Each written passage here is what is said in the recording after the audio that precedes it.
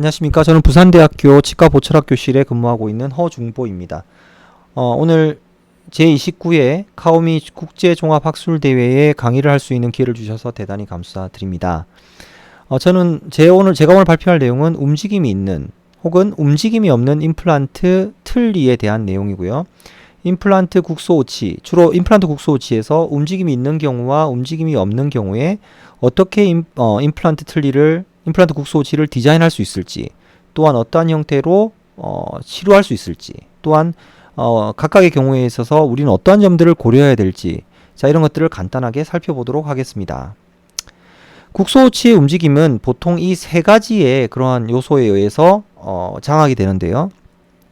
보통 치아나 임플란트의 개수가 많다면 유지, 지지, 안정, 이 세 가지 요소들이 모두 다 치아에 의해서 잡혀지지만 치아의 개수가 작아진다든지 부가적으로 임플란트를 식립할 수 없으면 이런 세 가지 요소들은 국소오치 자체로 넘어가게 되는 거죠. 국소오치가 가져야 되는 그런 역할이 되겠습니다.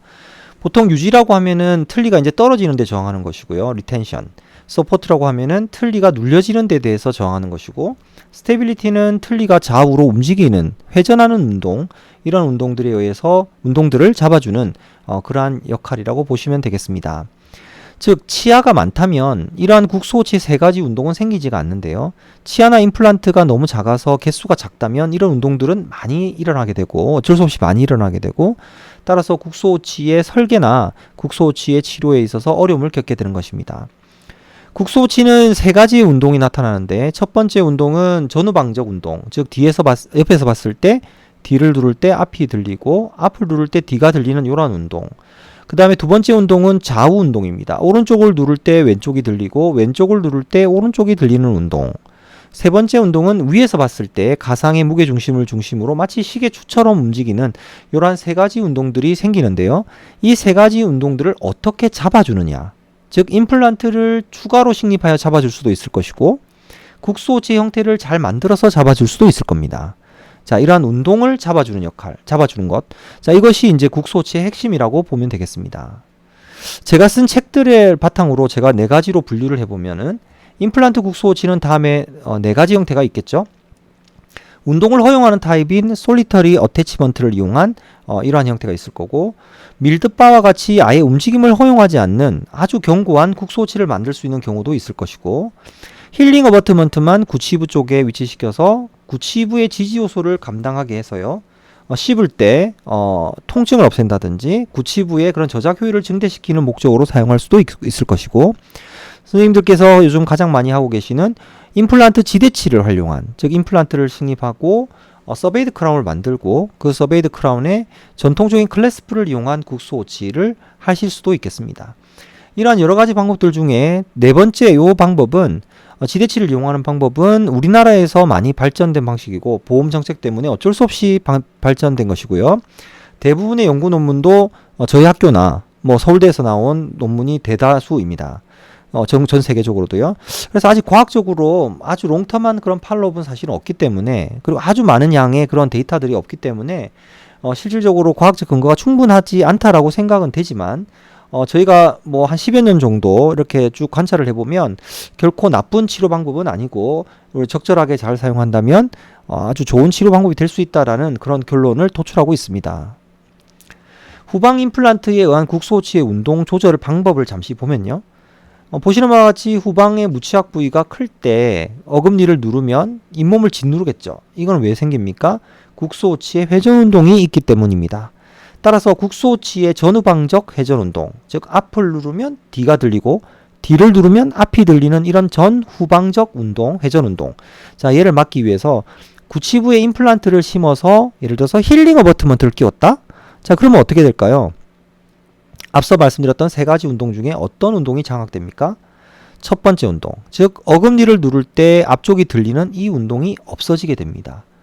자, 우리가 꼭 임플란트를 심고 치아를 만들어야지, 서베이드 크라운을 만들어야지 치아지지 국소오치가 되는 것이 아니고, 임플란트만 심어서 힐링 어버트먼트만 장착하더라도 수직적인 지지를 감당할 수 있기 때문에 1번 운동이 장악되고, 따라서 이것은 치아지지 국소오치로 분류할 수 있다는 겁니다. 치아가 지지를 해준다.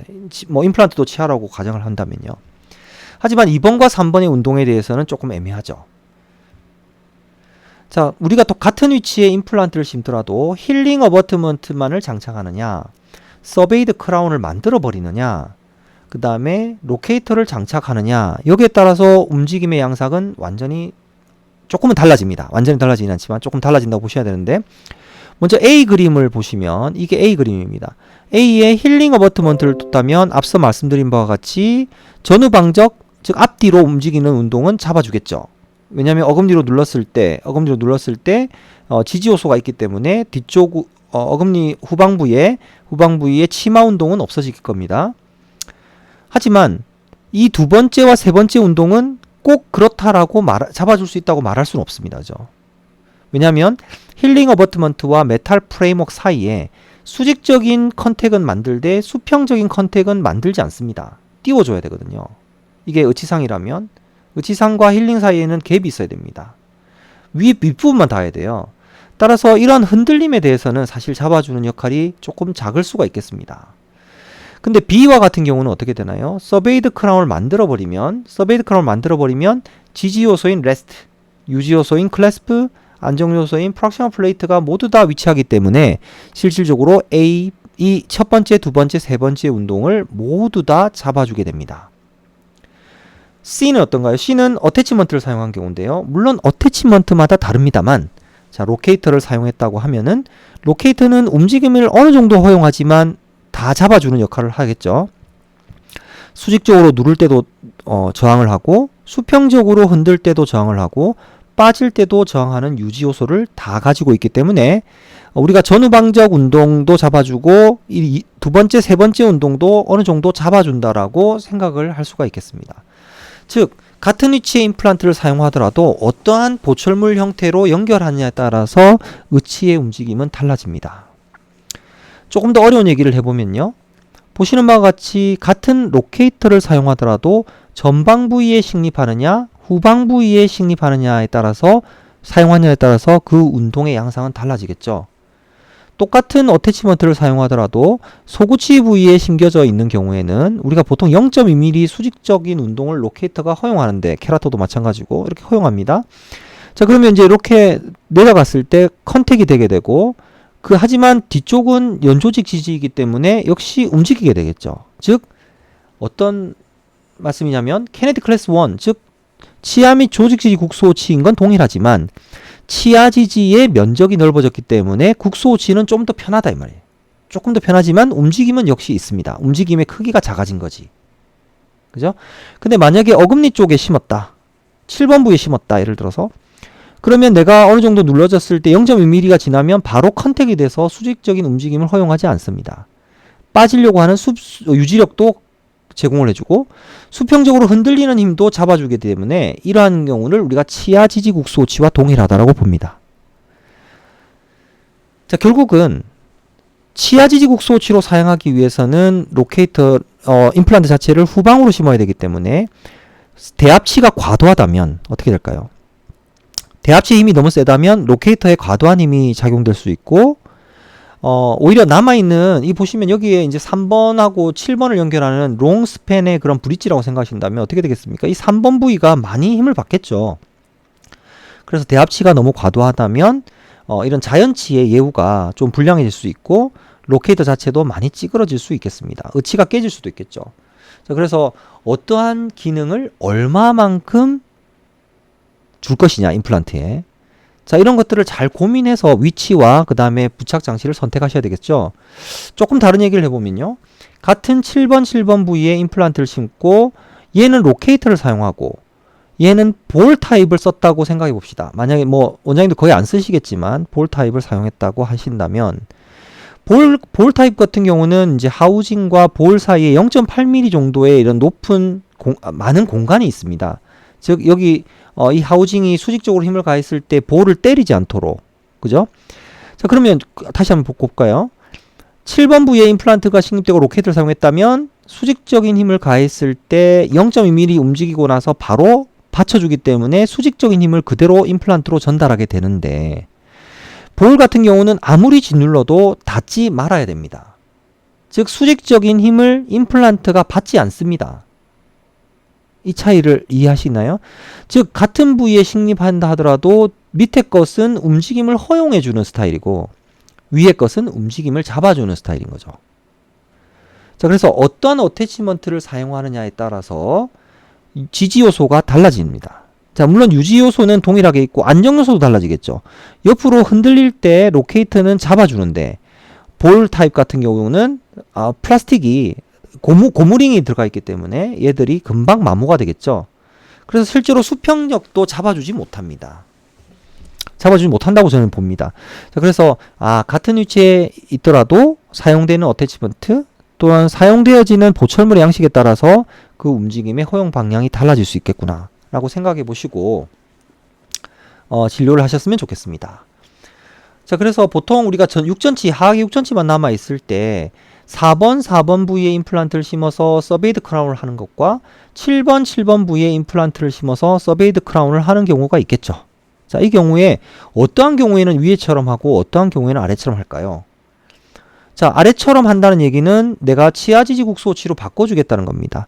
임플란트를 사용해서 치아지지 국소치로 바꾸는 것이 1차적인 목적이 될 수 있습니다. 하지만 너무나 긴 롱스팬을 가진다면 대합치가 과도할 때, 대합치의 힘이 너무 과도할 때는 수직적 교합력이 전부 자연치나 임플란트로 전달되는 거죠. 특히나 이런 3번 부위에 레스트가 제대로 형성되어 있지 않다면 3번이 맛이 갈 수 있습니다. 하지만 4번 부위에 임플란트를 심었다는 의미는 뭐냐면은 대합치가 좀 과도하다. 그죠? 과도한 경우에 대합치 힘이 과도할 때 수직적인 힘에 의해서 의치가 회전을 할 때 의치의 회전은 허용을 해주되 의치가 회전할 때 임플란트 지대치에 위해한 요소를 힘을 가하지 않도록 로트와이어를 이용한다든지 RPI 컨셉을 이용한다든지 해서 스트레스 브레이킹을 해줘야 될 거고, 그죠? 그 다음에 4번 부위 임플란트를 심더라도 전체적인 치아 지지 영역은 넓어졌기 때문에 조직부 지지 영역이 줄어드는 그런 장점이 있겠습니다. 따라서 의치가 좀 더 편해진다. 그리고 의치의 회전도 약간 작아진다. 그리고 두부왕부 같은 경우는 이제 인상을 잘 떠서 의치의 국소치 자체의 지지 영역을 확대할 수 있는 그러한 역할을 부여하셔야 되겠죠. 틀니는 만들기 어려워지지만 이제 각각의 사용 목적에 대해서는 충분히 이해하셨을 거라고 생각합니다. 어떤 경우에 내가 이렇게 치료하는 것이 타당할 것이냐. 자, 이것을 항상 머릿속에 생각을 하시면서 이제 식립 위치를 정하시고 국소치 디자인을 하시면 좋겠다는 겁니다. 너무나 경우의 수가 많기 때문에 어떤 것이 정답이라고 말씀드리는 건 어렵고 원장님들께서 이제 임상 경험을 바탕으로 어떤 치료의 철학들이 있으실 거니까 거기에 맞춰가지고 적절한 위치에 이러한 컨셉들을 이해하시면서 적용하시면 좋겠습니다. 어떤 원장님께서 이렇게 이제 진료를 하셨는데요. 치료는 참 잘 되어 있다라고 처음에 생각을 했는데 좀 걱정이 되는 것은 대합치가 너무 강하다는 겁니다.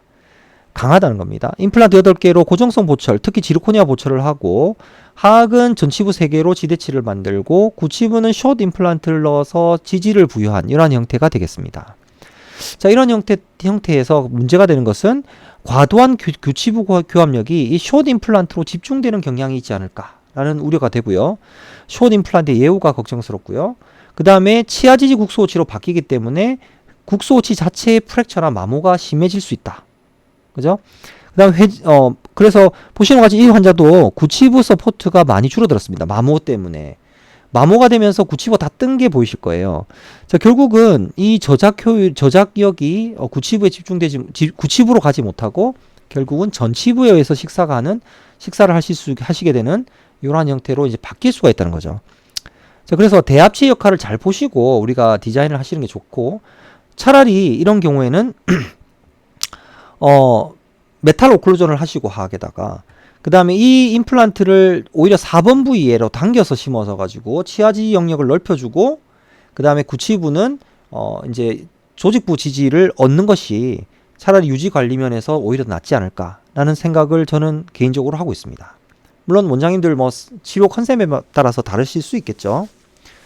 최근에 이제 정부에서 완전 무치약 환자에서 2개 임플란트를 보험을 해주겠다라는 그런 정책들이 얘기가 나오고 있는데 결정이 된 걸로 알고 있는데, 자 그러면 이게 지금 문제가 뭐냐면은 이렇게 됐을 때 보통 대부분의 선생님들께서는 두 개의 임플란트를 3번 부위에 심고 서베이드 크라운을 하시고 보험을 받게 하고 RPD를 해서 보험을 받게 하고 요런 형태로 이제 치료를 많이 하실 것 같다라는 걱정이 사실 듭니다.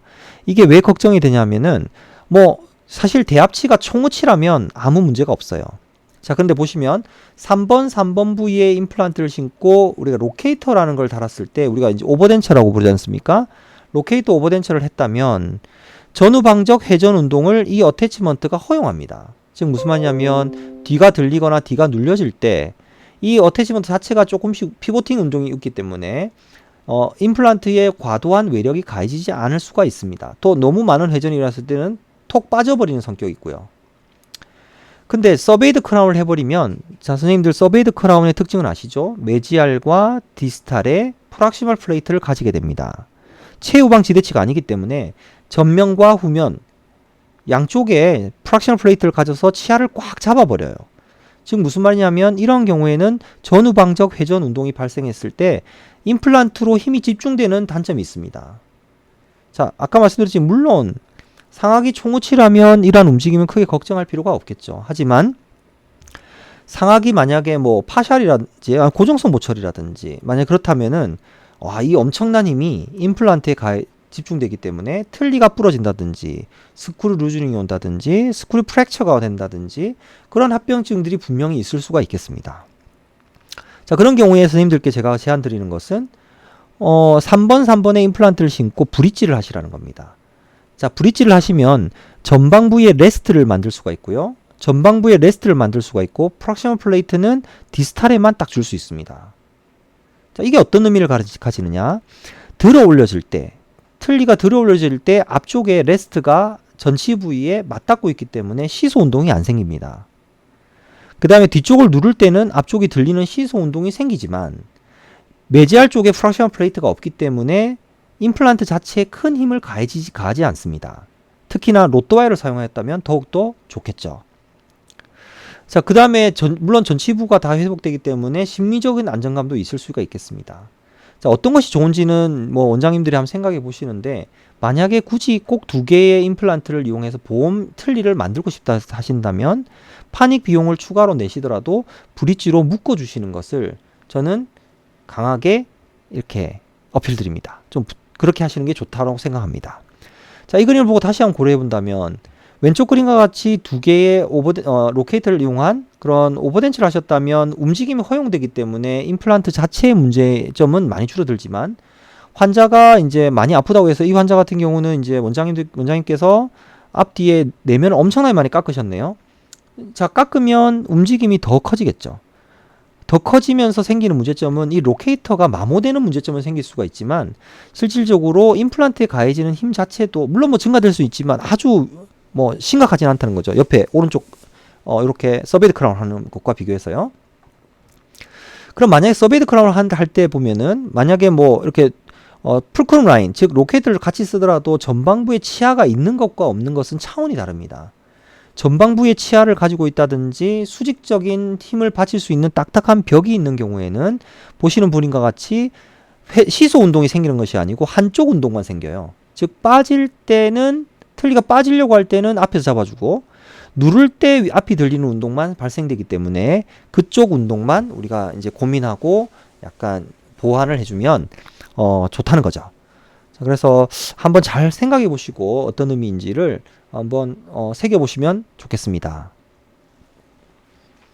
저희가 엇갈린 교합에서 임플란트를 어디에 심어야 될까라고 이제 많은 고민을 하고 지금 많은 연자분들이 강의를 하면서 정답을 알려주고 계신데 실제로 엇갈린 교합이라고 하면 상악은 뭐 우측, 하악은 좌측 이렇게 이제 임플란트가 어느 편측에 남아 있는 경우 상하악에 대합점이 없는 대합치가 만나는 점이 없는 이제 이러한 교합 관계를 우리가 엇갈린 교합이라고 하는데 자, 이런 경우는 보통 대칭적으로 임플란트를 심어라라고 이제 일반적으로 이제는 말씀을 하고 계시죠.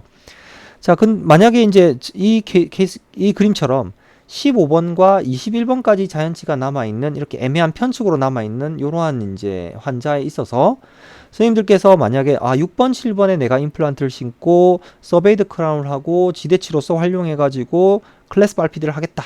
자, 라고 마음먹었다면 그렇게 하셔도 되는데, 자, 이 문제는 뭐냐면 이렇게 되면 움직임이 많이 줄어듭니다. 자, 이쪽 부위는 완전히 치아 지지 요소가 돼버리는데요.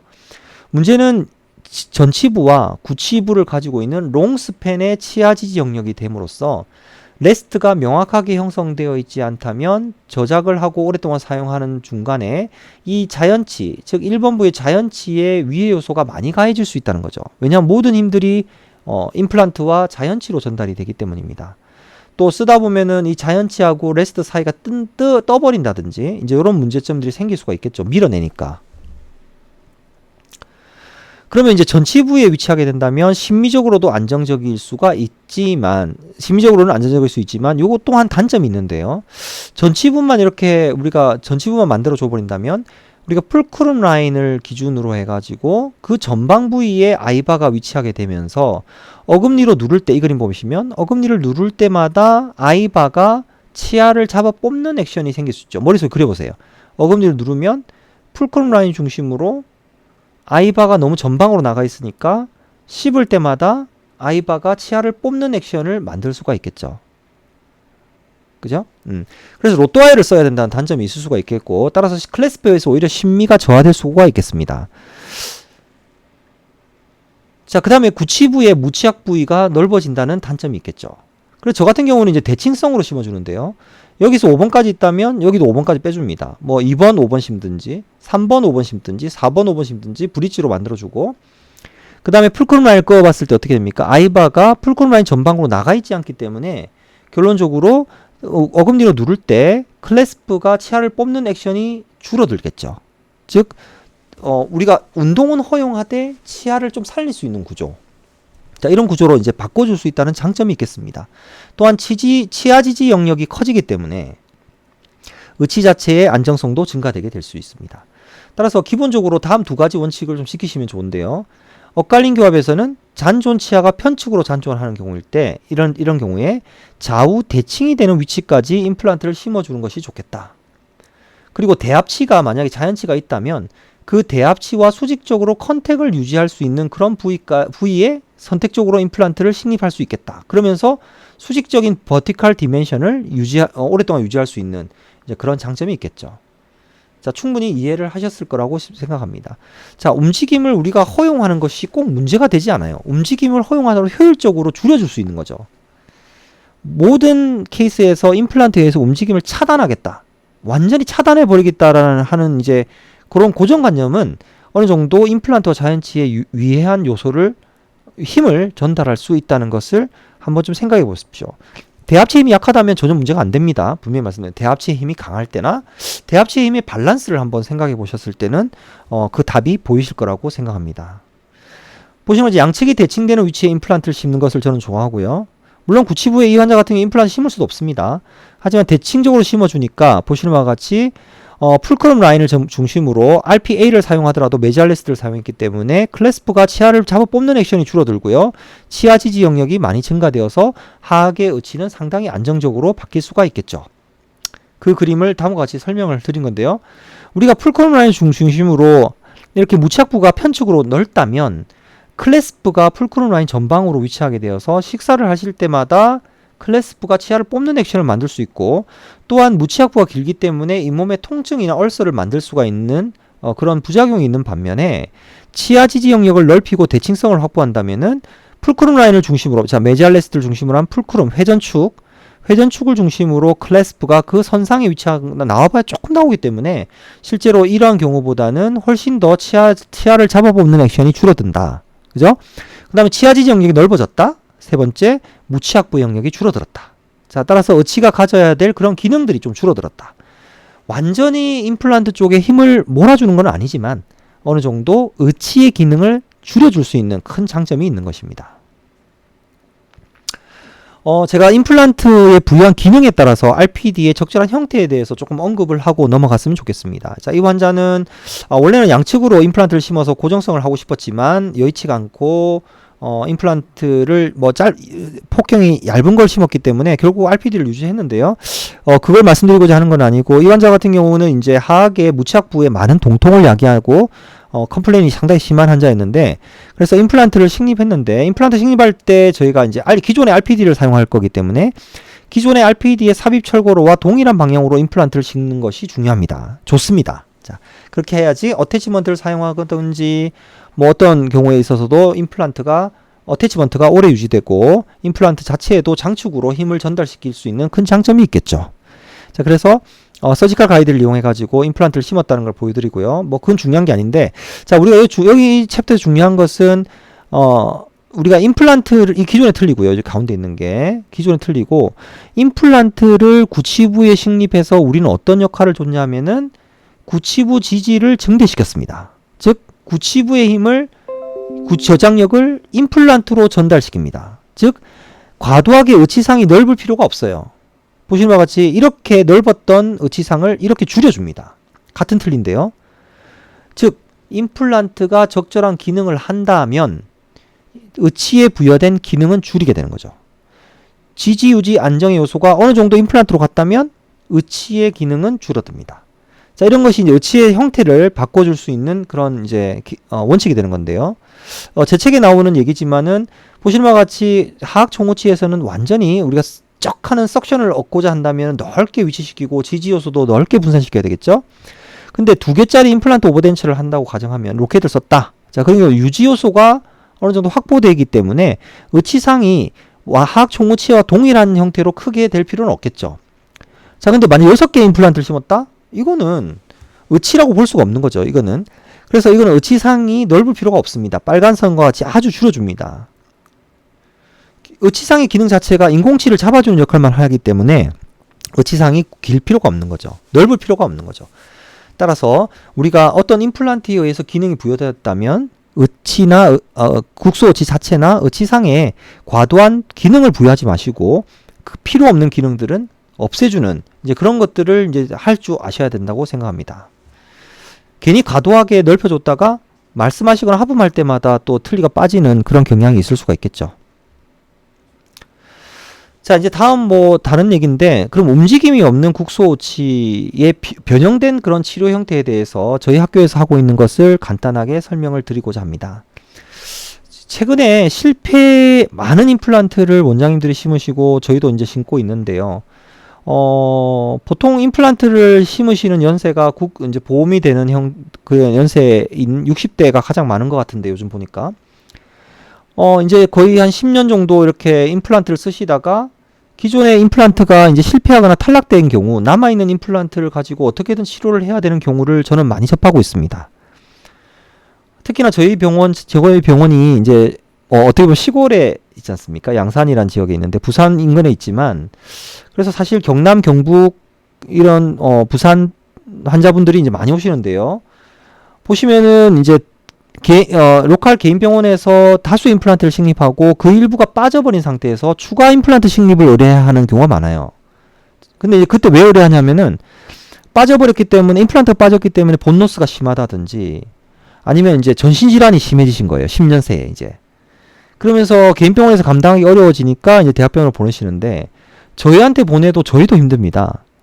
그리고 이분이 이제 이런 분들이 60대 때 임플란트를 심어도 이제는 70대, 80대가 돼버리시니까 추가적인 임플란트를 수술을 감당한다든지 또 추가적인 고리식이나 또 메디케이션을 이제 컨트롤할 수 있는 그런 찬스가 좀 부족하기 때문에 이러한 경우에는 우리가 이제 어떤 다른 방법을 한번 고민을 해봐야 되는데요.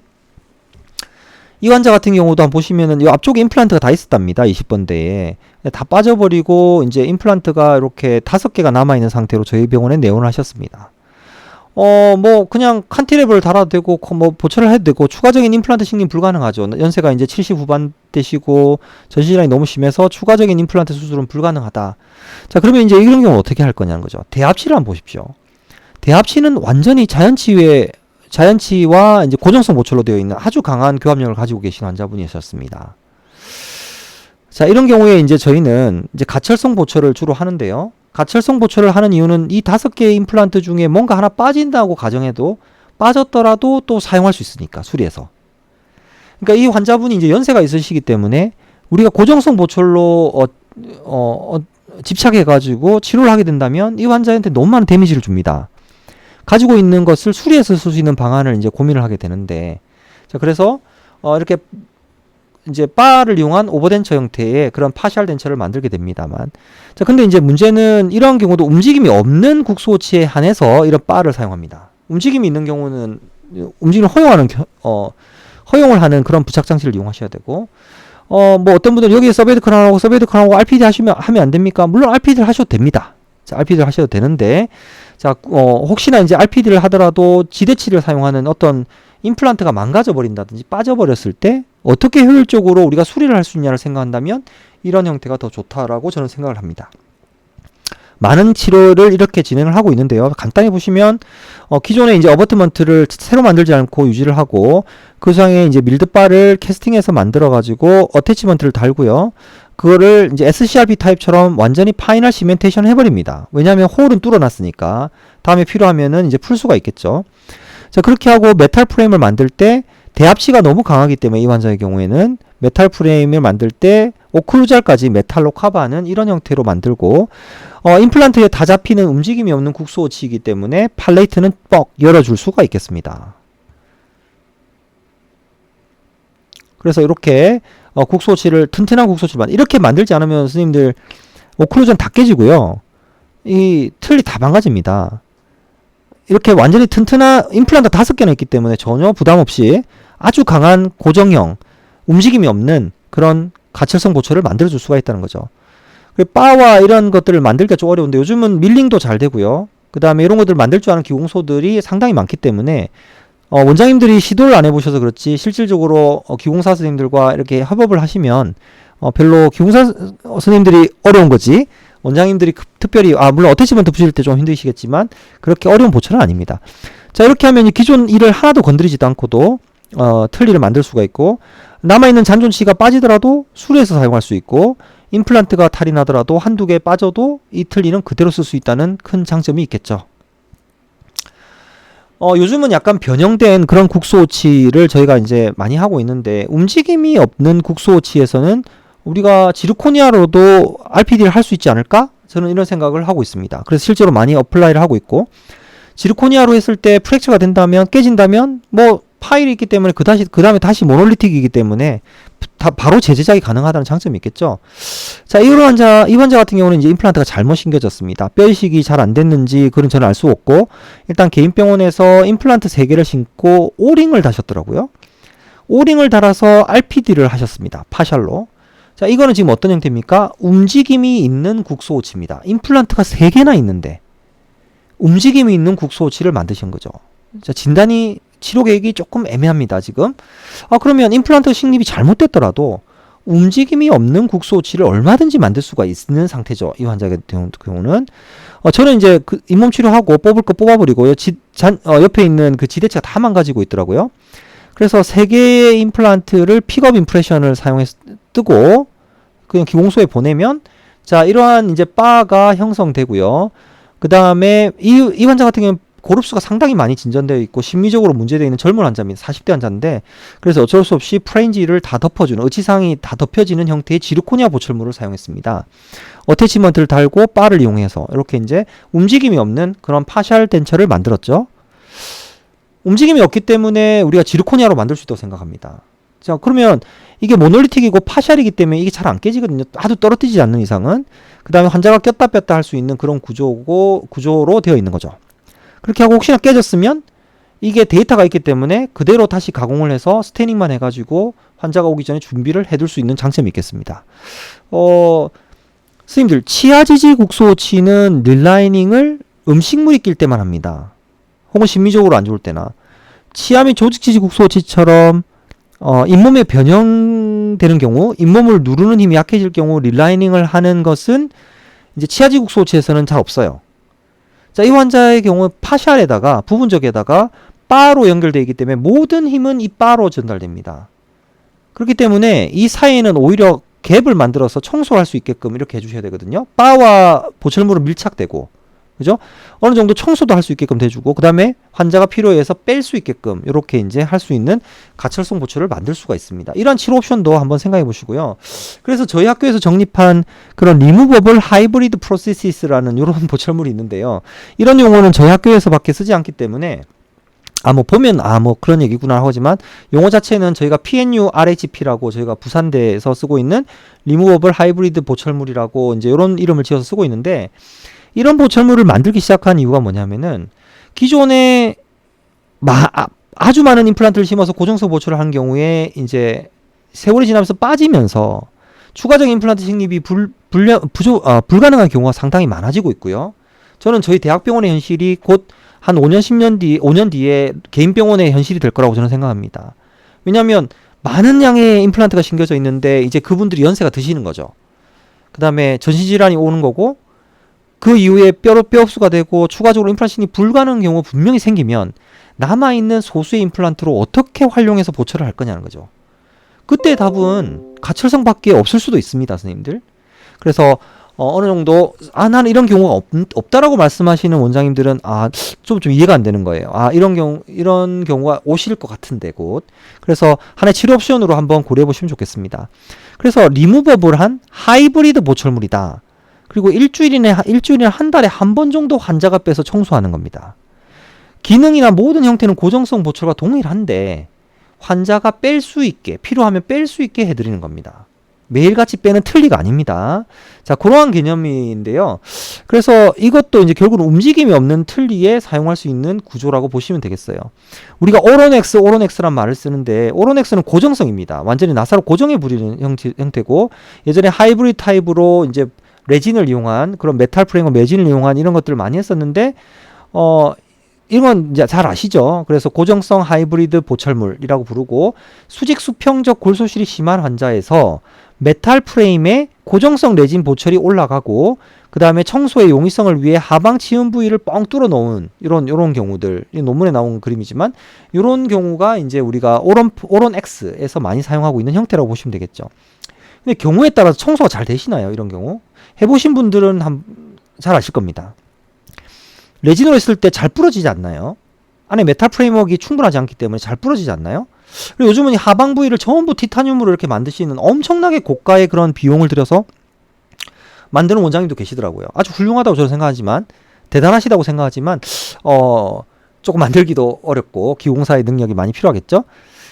한 번 장착하면 못 뺍니다. 술자에서 빼지 않는 이상은. 자, 그래서 고안한 것이 저희가 이제 움직임이 없는 국소치의 그런 개념을 도입한 이제 RHP인데요. 필요할 때 뺄 수 있고 강한 메탈바와 프레임을 가져서 강도가 아주 강한 가철성 하이브리드 보철 형태입니다. 자, 이러한 환자가 이제 오시죠. 80세 여자 환자입니다.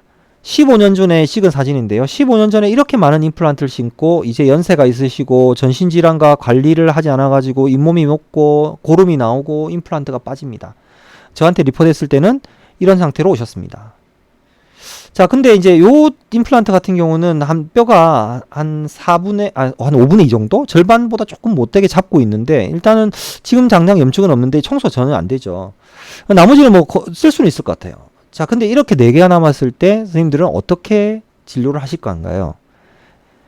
추가로 임플란트 심으신 건가요? 80 중반의 이제 어르신인데요. 전신질환도 심하고. 저장력이 크지 않으시고 전신질환과 약으로 인해 심한 구강건조증을 또 가지고 있습니다. 그러면 이게 덴처도, 꼈다 뺐다 한 덴처도 이제 의치상이 너무 크다면은 이게 잇몸 자극을 엄청나게 할 수 있겠죠? 그래서 쓸 수 있는 임플란트를 최대한 살리고 주기적으로 잇몸 치료하면서 그 가능성을 보았습니다. 대합치를 보세요. 잇몸 치료하고 나니까 이렇게 깨끗해졌어요. 자, 밑에는 4개의 임플란트가 남았는데 보시면 잇몸이 엄청나게 건조합니다. 자, 이런 경우에 어떻게 하냐? 오른포 딱 하면 되겠는데, 자, 이렇게 많이 노출되어 있는 임플란트는, 자, 이게 12mm짜리 임플란트가 심겨져 있더라고요. 그 중에 한 6mm 정도 노출되어 있어요. 반 정도. 자, 그럼 반 정도 내가 지대치로 쓰면 어떨까요? 어버트먼트로 쓰면. 밑에 반은 픽처고, 그래서 하이 팔리싱을 합니다. 여기 팔리싱을 합니다. 왜냐하면 러프니스가 너무 크면 청소가 안 되기 때문에. 그래서 다른 세 개의 임플란트에는 어버트먼트를 넣고요. 얘는 이 자체를 어버트먼트로 쓰는 거예요. 그래서 접착제를 붙일 거예요. 이 자체에다가. 자, 이런 이제 생각의 전환을 좀 하는 거죠. 그래서 청소가 잘 안 되는 임플란트는 어쩔 수 없이 스레드를 하이팔싱하고 픽스에 노출된 부위로 지대주로 바꿔가지고 이 임플란트만 시멘트로 접착하는 그런 구조를 디자인을 합니다. 그래서 원피스로 바를 만들고요. 캐스팅하면 이 바가 안 나옵니다. 잘. 그래서 캐스팅할 때는 두 개 묶으셔도 되지만 이 환자 같이 좀 상태가 안 좋을 때는 원피스로 딱 묶어주는 게 좋은데 그러면 이제 밀링해서 만들 수가 있습니다. 밀링을 하면은 요즘 뭐 여러 장비들에서 원피스로 밀링할 수 있는 장비가 많이 나오거든요. 자, 그렇게 하고 안쪽에 메탈 프레임으로 아주 강한 강도를 보강하는 이러한 보철물을 만들어주고 잇몸을 절대 다 덮으면 안 돼요. 이 보철물을 끼우고도 하이브리드 보철물이에요. 하방은 떠 있어야 됩니다. 그래야지 워터픽을 쓸 수 있으니까 치간치수로 사용할 수 있게끔 그렇게 만들어줘야 됩니다. 그리고 구치부 보철물은 반드시 메탈로 덮어줘야 됩니다. 왜냐하면 대합치가 너무 강하기 때문에 부러져요. 자, 요렇게 내면과 외면을 메탈로 이렇게 싸주면은 아주 튼튼한 보철물을 만들 수가 있어요. 굳이 안에 아주 큰 형태의 그런 그 티타늄 프레임워크를 안 만들더라도 이렇게 메탈을 두 겹으로 덮어줌으로써 강한 보철물을 만들어줄 수가 있습니다. 이 구멍들은 우리가 어태치먼트를 붙일 때 레진이 빠져나올 수 있는 벤톨이 반드시 있어야 되고요. 이런 형태로 만들어줍니다. 자, 잇몸 사이는 반드시 2mm 떠 있어야 되고요. 얘는 시멘트로 붙였고 나머지는 어버트먼트 나사에 의해서 체결되는 그런 구조입니다. 환자분 구강 구조 너무 심하고 틀 형태는 못 쓰는 형태입니다. 구강 자결감이 너무 심하죠. 그래서 임플란트 4개를 그래도 살려가지고 움직임이 없는 하이브리드 보철을 가능하게 할 수 있습니다. 또한 환자분은 매일 빼는 게 아니에요. 일주일이면 일주일, 뭐 이 환자분은 2, 3일마다 빼겠다고 하시던데 뭐 그러면 원하시는 대로 자기가 원하시는 대로 빼서 청소할 수 있게 하고 끼고 주무시는 거고 그 다음에 꼈을 때 청소할 수 있게 되어 있기 때문에 워터픽을 이용해서 청소하시고 어르신들은 오히려 워터픽을 더 잘 쓰시더 시간식으로 잘 못 쓰시더라고요. 자, 그 다음에 이런 어태치먼트를 주기적으로 교체할 수 있는 이런 나사홈이 파져 있기 때문에 편하게 유지력이 상실됐을 때는 교체를 하실 수가 있겠습니다. 장착된 보철물입니다. 자, 이러한 형태로 치료하는 그래서 평소에는 워터픽이나 치간칫솔로 청소하고 일주일에 한 번 정도 저는 권고를 했는데 환자분은 뭐 2, 3일에 한 번 정도 자기가 빼겠다 하셔가지고 어르신 편하신 대로 하시고 이렇게 다 떠 있어요. 그래서 평소에도 치간칫솔이나 워터픽이 다 들어가고 청소가 가능합니다. 그렇기 때문에 굳이 매일 뺄 필요는 없습니다. 밤에도 끼고 주무시고요.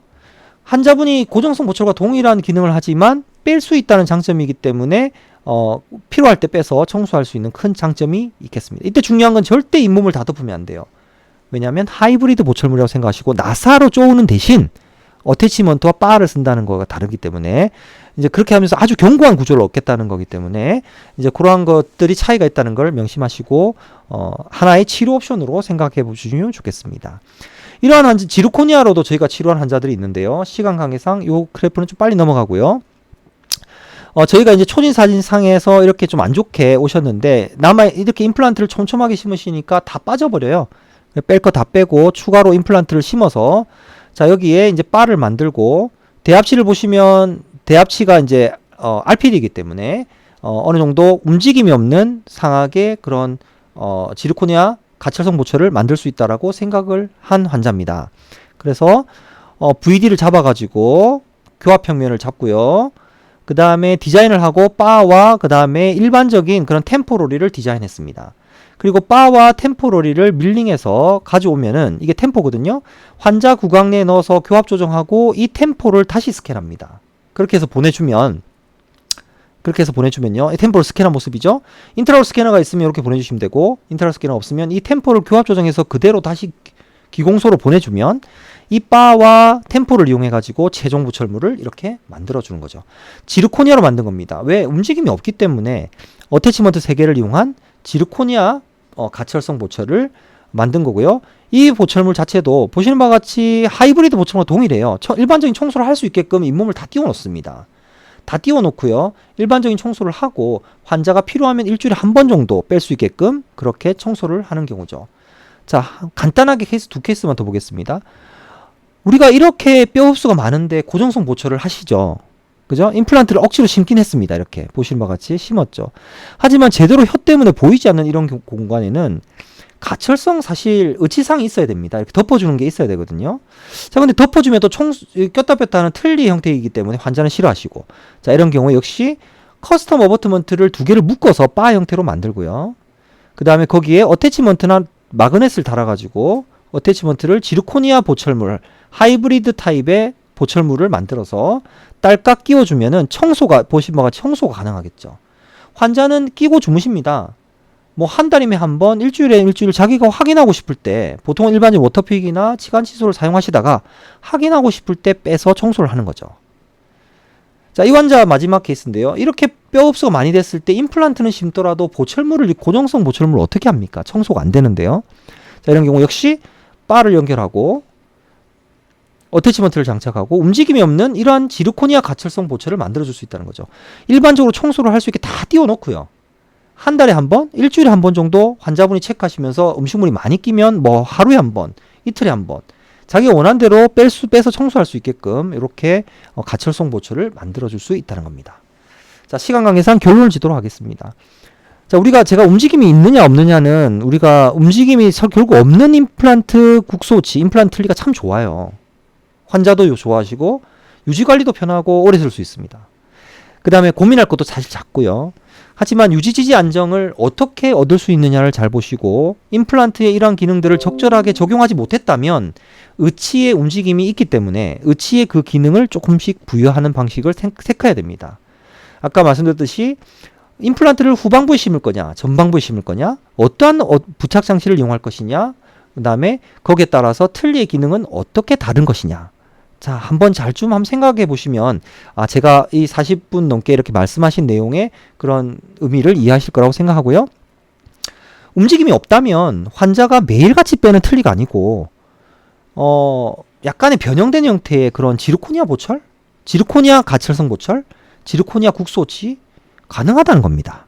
자, 그러한 컨셉도 보험과는 혜택이 없지만 선생님들 보험에만 너무 국한되어서 치료의 컨셉을 잡지 마시고요.